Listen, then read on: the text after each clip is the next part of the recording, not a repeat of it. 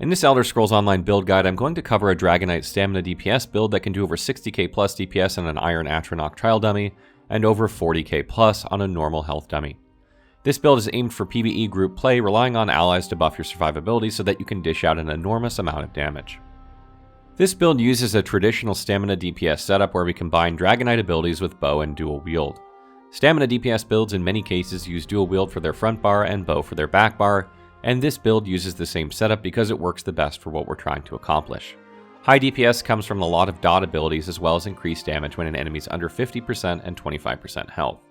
The Scalebreaker update changes some frequently used abilities, so this build is updated to accommodate these changes. This build does not need magicka whatsoever, so points can be distributed into stamina and health. Stamina is the primary attribute because if we run out of it, DPS drops significantly, and it also boosts damage. Around 40 points into stamina is recommended, and the rest can go into health. If you need more survivability for specific content, then put a bit more points into health. With blue food, health should be a minimum 20k and stamina around 30k. Front bar abilities are a mix of Dragonknight and dual wield. These are mostly dot abilities except for Whirling Blades that is direct damage and does 100% more damage to enemies under 50% health. Flames of Oblivion is a great addition here because it increases weapon critical rating by 10% when slotted. It also does mediocre flame damage over time, but it adds up, so it's worth using. Backbar abilities are a combination of Arrow Barrage, Poison Injection, Barb Trap, and Razor Caltrops. The last ability is Ignis Weapons. It works great with this build because it gives Major Brutality 20% increased weapon damage, and Minor Brutality 10% increased weapon damage because of the Mountain's Blessing passive. Rending Slashes, an ability that puts a significant bleed dot that lasts for 9 seconds and reduces movement speed by 40%. Morphed from Twin Slashes. Whirling Blades, a direct damage ability that does mediocre DPS but also does 100% increased damage to enemies below 50% health, and is also an AoE attack. This is used mostly when enemies are below 50% health. Morphed from Whirlwind. Noxious Breath, an ability that does direct and dot poison damage. It is a Kono ability, meaning it will hit every enemy in front of you and puts major fracture on everyone affected. Thanks to the World and Ruin passive, this ability costs only around 1500 stamina. This is one of the best spammable abilities due to its damage being the same as Whirling Blades, only with lower stamina cost. Morphed from Fiery Breath. Venomous Claw, a massive poison dot ability. With endgame builds like this, it does 25k plus damage in total over 12 seconds. Morphed from Searing Strike. Flames of Oblivion, an ability that spawns fireballs that strike 2 enemies every 5 seconds and lasts 15 seconds in total.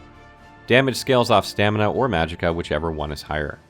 Damage is not that great when compared with other abilities, but when slotted, this ability grants Major Prophecy, 10% increased spell critical, and Major Savagery, 10% weapon critical. Morphed from Inferno.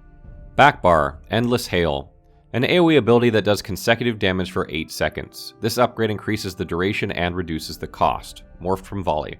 Poison Injection, a poison dot ability that does 100% more damage to enemies with lower than 50% health. Morphed from Poison Arrow. Barbed Trap, a great dot ability that does over 30k plus damage over 18 seconds with this build. It also grants Minor Force, increased critical damage by 10% for 18 seconds. Enemies that trigger the trap are immobilized for 2 seconds. Morphed from Trap Beast. Flames of Oblivion. This ability also goes on the back bar, but Razor Caltrops is a good alternative. However, Caltrops requires stamina and overall DPS is very similar, so Flames of Oblivion is a better choice. Igneous Weapons grants you and your allies Major Prophecy and Major Brutality. The fantastic thing is that these two buffs last 42 seconds. Upon activation, Minor Brutality is granted as well due to the Mountain's Blessing passive. More from Molten Weapons. Ultimate abilities. Lacerate. This ultimate puts a significant bleed dot which also heals the user for 50% of damage done. The great thing about it is that it has low activation cost so it can be used frequently. Both upgrades are fine. This ultimate is optional and can be switched for something else if you don't like it. Standard of Might.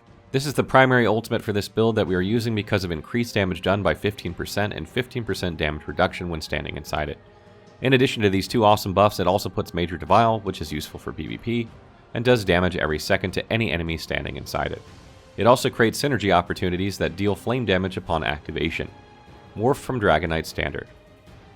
Ability rotation is divided into two methods. When the enemy is over 50% health, we use 2 times Noxious Breath, and when the enemy is below 50%, we use 3 times Whirling Blades during one rotation.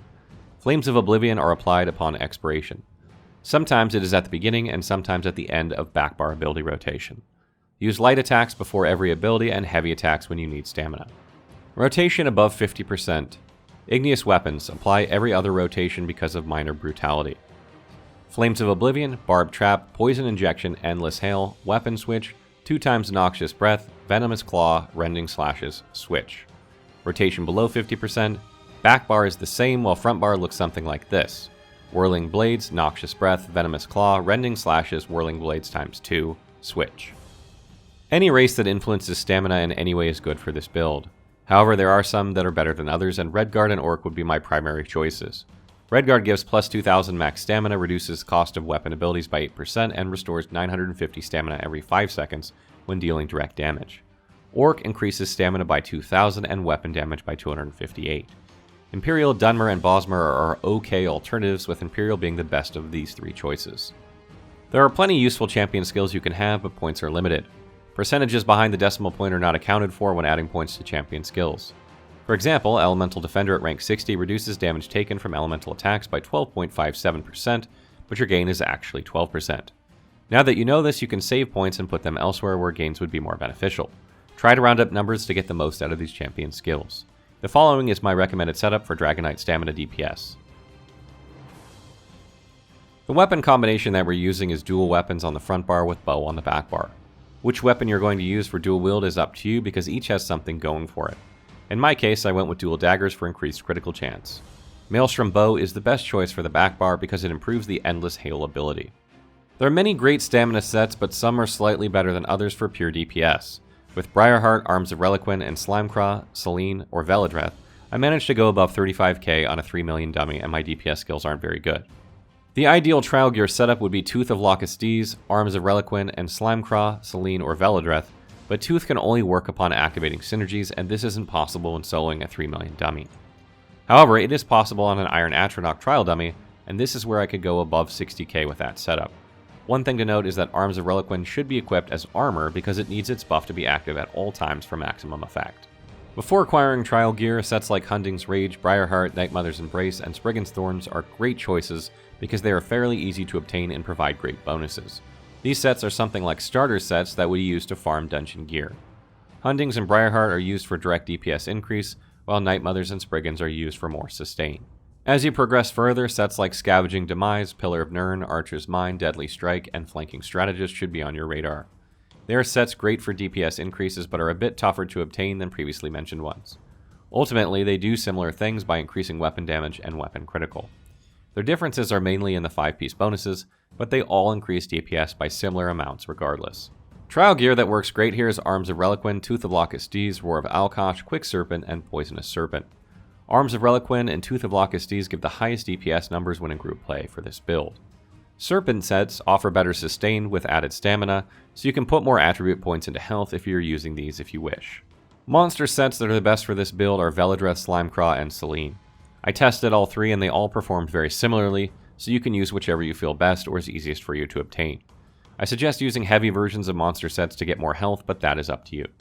On our weapons, we use Weapon Damage Glyph for increased weapon damage and Precise or Nirnhone traits for more weapon critical or weapon damage.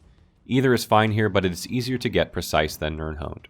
On our armor, we want all stamina glyphs with divine traits. This will give us stamina we need to deal decent damage and will improve our Mundus Stone, which further boosts damage. On jewelry, we want weapon damage glyphs and the Bloodthirsty trait if possible. Weapon damage will further boost damage, and Bloodthirsty really helps to increase damage when bosses are in their execute phase, which is usually where they start dealing the most damage. This helps to get through the phase more quickly, but Bloodthirsty is harder to get, so use Robust if you cannot acquire it. Final thoughts. This build is a traditional Dragonknight Stamina DPS build that is updated for Scalebreaker due to some abilities being altered. It is meant for PvE group play, but Dragonites in general have high survivability, so it can be modified for solo play with the addition of abilities like Green Dragon Blood, Hardened Armor, and Obsidian Shield. Use these if you wish to take on Maelstrom Arena. The Mundus Stone I'm using is the Shadow because the increase in crit damage by 13% is quite nice due to crit chance being above 60% with front bar abilities. The Tower is also a good choice if you are running out of stamina frequently. When leveling, I would suggest the Tower, switching over to the Shadow as you near endgame content and are more familiar with your abilities and rotation. Stay tuned for more ESO builds and ESO content throughout August as we dive deeper into Scalebreaker.